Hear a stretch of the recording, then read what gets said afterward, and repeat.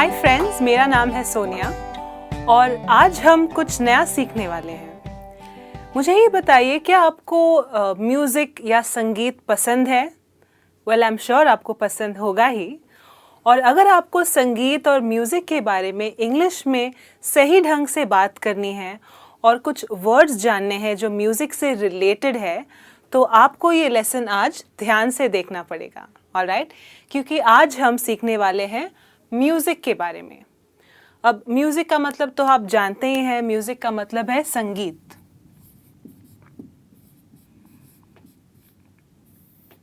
Alright, अब संगीत से रिलेटेड कुछ वर्ड्स हैं मेरे पास बोर्ड पे, जो हम एक के बाद एक देखते जाएंगे। सबसे पहले इंग्लिश में वर्ड है सॉन्ग, ट्रैक या नंबर। ऑलराइट, सो सॉन्ग, ट्रैक या नंबर, ये जो तीन वर्ड्स है, इनमें से कोई भी वर्ड आप यूज़ कर सकते हैं। किसके लिए? गाना। अगर आपको कहना है कि मुझे ये गाना पसंद है, तो आप कह सकते हैं आई लाइक दिस सॉन्ग या आई लाइक दिस ट्रैक या आई लाइक दिस नंबर। तो जो गाना होता है उसको आप सॉन्ग कह सकते हैं, कोई लोग ट्रैक कहते हैं, कोई लोग नंबर भी कहते हैं, and that's fine. Alright, next word जो हमारे पास है यहाँ, वो है लिरिक्स। अब लिरिक्स का मतलब क्या है? लिरिक्स का मतलब है गाने के जो बोल होते हैं, जो वर्ड्स होते हैं। ओके, गाने के बोल या गाने के जो वर्ड्स होते हैं। हर गाने में या मोस्टली हर गाने में लिरिक्स तो होते ही हैं, बोल होते ही हैं, और लिरिक्स जब अच्छे होते हैं तो उसी से एक अच्छा गाना बनता है। राइट, तो बहुत इम्पॉर्टेंट है जानना कि हिंदी में जिसे हम बोल कहते हैं, गाने के जो बोल हैं, उसे इंग्लिश में हम कहते हैं लिरिक्स। नेक्स्ट वर्ड यहाँ पे है कोरस। अब इसे आप ज़रा ध्यान से देखिए और सुनिए मैं कैसे ऐसे बोलती हूँ। कोई लोग उसे कुछ और तरीके से बोलते हैं क्योंकि इसकी स्पेलिंग थोड़ी अलग सी है, लेकिन हमें कहना है कोरस। अब कोरस क्या है? सबसे पहले इस बात पे आते हैं कि जो गाना, ट्रैक, सॉन्ग या नंबर होता है, हर गाने में कुछ पंक्तियाँ, कुछ लाइंस होती हैं जो बार बार रिपीट होती हैं। राइट, नॉर्मली ये जो कोरस होता है ये शुरुआत में आता है गाने के, और बीच में भी 2-3 बार रिपीट होते रहता है। तो वो जो पंक्तियाँ, वो जो लाइनें होती हैं, वो जो लिरिक्स होती हैं, मोस्टली अबाउट 3 या 4 पंक्तियाँ होती हैं जो बार बार एक गाने में रिपीट होती रहती है, उसे हम कहते हैं कोरस। हिंदी में इसे हम कहते हैं मुखड़ा। राइट, गाने का जो मुखड़ा होता है उसे हम इंग्लिश में कहते हैं कोरस। इसे कुछ और मत कहिएगा, ये कोरस ही है। ओके, नेक्स्ट वर्ड यहाँ पे है वर्स। वर्स का मतलब है गाने का जो अंतरा होता है। अब मोस्टली हर गाने में एटलीस्ट 2 या 3 अंतरे तो होते ही हैं। राइट, लंबा गाना हो तो 5-6 अंतरे भी हो जाते हैं, लेकिन वर्स जो होता है वो हर कोई गाने में 3 या 2-3 वर्सेस होती हैं, उसे हम हिंदी में कहते हैं अंतरा। तो जैसे मुखड़ा होता है कोरस, वैसे अंतरा होता है वर्स। ओके, नेक्स्ट, ये काफ़ी कॉमन वर्ड है, ये आपको मालूम होना चाहिए, लेकिन अगर नहीं पता है तो ये वर्ड है सिंगर। Okay, singer. सिंगर या तो मेल हो सकता है या तो फीमेल सिंगर हो सकते हैं। सिंगर का मतलब है जो गायक होते हैं, जो गायक अपनी मधुर आवाज़ से कोई भी गाने को एकदम मज़ेदार बना लेते हैं, उनको हम इंग्लिश में कहते हैं सिंगर। ओके, अगर एक से अधिक हैं तो हम कह सकते हैं सिंगर्स। एक से अधिक। ऑलराइट, एक है तो सिंगर, एक से ज़्यादा है तो सिंगर्स।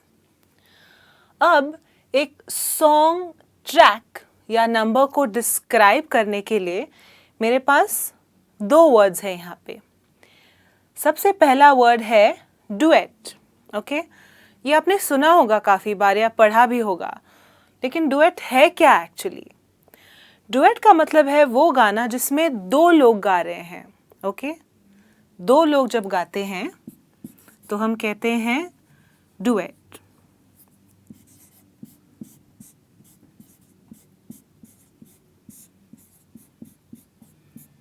ऑलराइट, तो वो गाना, वो सॉन्ग जिसमें दो लोग गा रहे हैं उसे हम कहते हैं डुएट. नेक्स्ट है सोलो. ये वर्ड भी आपने काफ़ी बार सुना होगा, सोलो. सोलो का मतलब है जिसमें एक ही गायक, एक ही सिंगर है. ऑलराइट, सो एक गायक.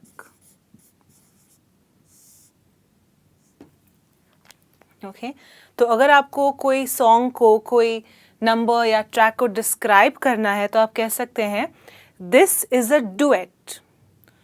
अगर मैं कहूँ दिस इज़ अ डुएट, मतलब आपको समझ जाना चाहिए कि इसमें दो लोग गा रहे हैं, शायद मेल और फीमेल, या दोनों मेल्स या दोनों फीमेल्स, कैसे भी हो सकता है. और अगर मैं कहूँ कि this is a solo trek, this is a solo number, इसका मतलब इसमें गायक सिर्फ एक ही है. नेक्स्ट वर्ड यहाँ पे है कॉन्सर्ट. ऑलराइट, अब कॉन्सर्ट क्या है? कॉन्सर्ट संगीत का एक कार्यक्रम है. ओके, मोस्टली कॉन्सर्ट्स लाइव होते हैं, जैसे गज़ल के कॉन्सर्ट्स हो सकते हैं या कोई पॉप या रॉक कॉन्सर्ट हो सकता है. इसमें ज़्यादातर आप देखेंगे कि जो सिंगर है, जो गायक है, वो स्टेज पे लाइव परफॉर्मेंस देंगे और बहुत सारे लोग ऑडियंस में होते हैं. ऑलराइट, ऐसे कॉन्सर्ट्स बहुत होते हैं हर जगह. जो फेमस सिंगर्स होते हैं, जो प्रसिद्ध सिंगर्स होते हैं, उनका होता है कॉन्सर्ट.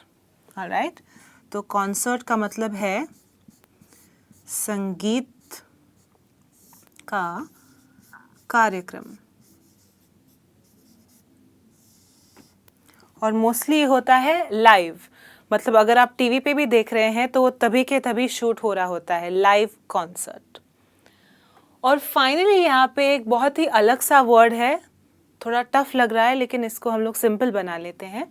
ये है इंस्ट्रूमेंटल पीस. ओके, ध्यान से सुनिएगा, इंस्ट्रूमेंटल पीस, इंस्ट्रूमेंटल पीस. अब इंस्ट्रूमेंटल ये वर्ड आता है इंस्ट्रूमेंट से. इंस्ट्रूमेंट का मतलब म्यूज़िक से रिलेटेड क्या होता है? जैसे म्यूज़िक बनाने के लिए, संगीत प्रोड्यूस करने के लिए हमें चाहिए गिटार, ड्रम्स, ढोल, पियानो वगैरह, तो उन्हें हम कहते हैं इंस्ट्रूमेंट्स. तो इंस्ट्रूमेंटल पीस का मतलब है कोई भी ऐसा सॉन्ग या ट्रैक या कोई भी नंबर जिसमें सिर्फ संगीत है, सिर्फ म्यूज़िक है, बोल नहीं है. ऑलराइट, सिर्फ बहुत ही अच्छा सुरीला मधुर सा म्यूज़िक है, तो उसे हम कहेंगे इंस्ट्रूमेंटल पीस. ऑलराइट, तो इंस्ट्रूमेंट को हिंदी में हम कहते हैं साधन. ओके, लेकिन इसको और सिंप्लीफाई करने के लिए मैं कह सकती हूँ जिसमें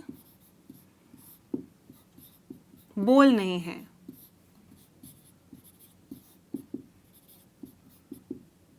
ऑलराइट, वो गाना जिसमें बोल नहीं है, सिर्फ म्यूज़िक है, सिर्फ संगीत है. तो इस तरीके से ये वर्ड्स हैं जो आप म्यूज़िक से रिलेटेड आपको जानना चाहिए. ऑलराइट, सबसे पहले है सॉन्ग या ट्रैक या नंबर, जिसका मतलब है गाना. फिर उसके बाद लिरिक्स जो होते हैं गाने के बोल. देन वी हैव कोरस, गाने का मुखड़ा जो बार बार रिपीट होते रहता है गाने में. फिर है वर्स जो है अंतरा. देन वी हैव सिंगर जो आपको मालूम ही है, जो गायक होते हैं गाने के. फिर मैंने आपको बताया था डुएट और सोलो. डुएट जिसमें दो लोग गाना गा रहे हैं और सोलो जिसमें एक ही गायक है. फिर है कॉन्सर्ट जो है संगीत का एक कार्यक्रम, जो एक परफॉर्मेंस होता है ज़्यादातर स्टेज पे. एंड फाइनली है इंस्ट्रूमेंटल पीस, जिसमें सिर्फ म्यूज़िक है, अच्छा सा म्यूज़िक है, आपको सुनने में अच्छा लगता है और बोल नहीं होते हैं.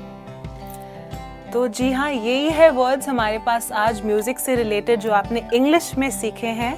आई होप कि आप ये वर्ड्स अपने ध्यान में रखेंगे और इनको यूज़ करेंगे करेक्टली. ऑलराइट, मैं जल्द ही आऊँगी फिर से एक अच्छे से लेसन के साथ. टिल देन आप अपना ध्यान रखिए. Bye bye.